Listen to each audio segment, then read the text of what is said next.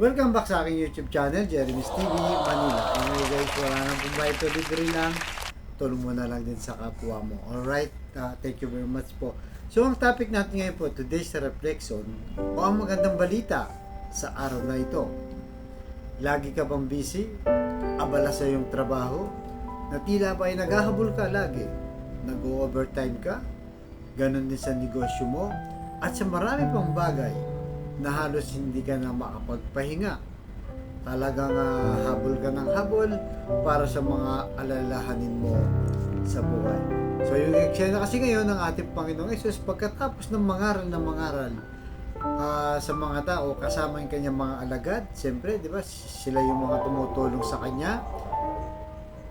Siyempre, nung panahon na yon, dinudumog, di ba, ang ating Panginoong Hesus sa dami ng gustong makalapit, magpagaling sa kanya, di ba?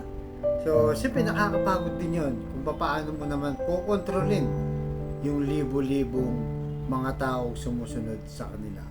Kaya sabi sa Mateo chapter 26 verse 45, pagkatapos ay pumunta siya sa kanyang mga alagad at sinabi niya sa kanila, matulog na kayo at magpahinga.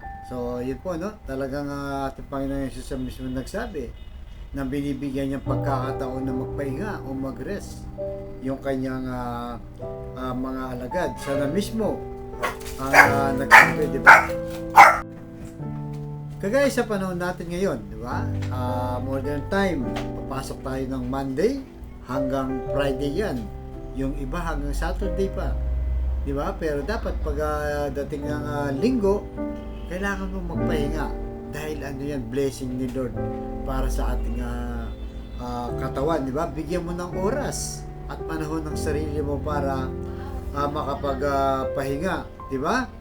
So napakahalaga niyan na talagang yung katawan mo ay ma-relax pagkatapos ng trabaho, magpahinga ka. Pero siyempre hindi naman ito angkop sa mga taong wala namang trabaho, nakatambay lang, pero nagpapahinga. So kaya sinasabi ng iba, napapagod na akong magpahinga kasi wala namang ginagawa. So iba po yun, di ba? Even yung mga sasakyan, di ba, na ginagamit natin, kahit anong sasakyan yan, aeroplano, helicopter, mga kotse, mga motor, di ba? Pinapahinga po yan para nga siyempre hindi siya masisira kaagad. At pagkatapos magpahinga, at least nagkakaroon ng parang recharging din. Kagaya rin ng cellphone, di ba? Pag hindi mo tinigilan yan, ang sa kakagamit ng cellphone sa maghapon, malolobat yan. At hindi mo na siya magagamit. So, nandun din yung atras, kagaya ng mga magsasaka. Di ba? Pag nagtanim sila ng palay o kahit na ano nga pananim, pagkatapos nilang bungkalin, bigyan ng pataba, diligin, pababayaan na nila. Di ba? Kumbaga, pagkakatiwala na nila sa Diyos. Siya nang bahala na darating yung time na pag anihan na, ay yun na magbubunga na. Kasi wala na po tayong magagawa doon. Kahit sa ating mga trabaho, di ba? Nagsikap ka, talagang pinag-usayan mo, nagtrabaho ka. Di ba? Pagkatapos, ayahan mo lang, ipagkatiwala mo sa Diyos, matulog ka na, magpahinga ka na, at asahan mo, lalo na kung negosyo man yan, yun ay lalago, at talagang kikita ka, di ba? Kaya huwag masyadong pagurin o abusuin ng sarili. Kailangan po na magpahinga. Yan po ang ating lagay sa ating puso at isipan, na sana nga, di ba, ay talagang mapagpahinga tayo, lalo na kung sobrang busy ka. Kaya sa kapatid nating nanonood sa aking vlog na may problema sa pamilya, financial at kalusugan, sabayin mo ka sa napakasimpleng dasal na kung ikay maniwala at magtiwala sa ating Panginoong Yesus, ay tsak yun pagkakaloob sa iyo sa tamang panahon. So tayo manalangin, Lord, i-bless niyo po ang kapatid namin nanonood sa aking vlog na may problema sa karamdaman, stage 4 cancer na po, at hinihingan na rin po ang kanyang buhay. Ipuhin niyo po ng iyong mapagpagaling na kamay. Haplusin niyo po. Tanggalin niyo po ang kanyang karamdaman.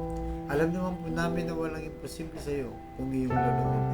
Ganun din po sa mga pamilyang nasira o nagkawatak-watak dahil sa hindi pagkakaunawaan, dahil sa inggitan o samaan ng loob. Ipuhin niyo po ang kanilang puso na maging mapagkumbaba, mapagpatawad, at higit sa lahat ay mapagmahal sa bawat miyembro ng pamilya. Ganon din po sa pinansyal na kailangan namin lahat, lalo na po yung mga kapatid namin walang-wala. Ultimo pambili ng 1 kilo lang ng bigas. Pinoproblema pa Lord kung paano nila iraraos ang kanilang pamilya. I-bless niyo po ang aming hanap buhay para sa aming pamilya. Patawarin niyo po kami sa aming mga kainahan at kasalanan. Ang lahat ng ito'y dilig namin sa matamis na pangalan natin, Panginoong Yesus. Amen. To God all be the glory. Sa ngalan ng Ama, ng Diyos, Espiritu Santo. Thank you very much, Lord.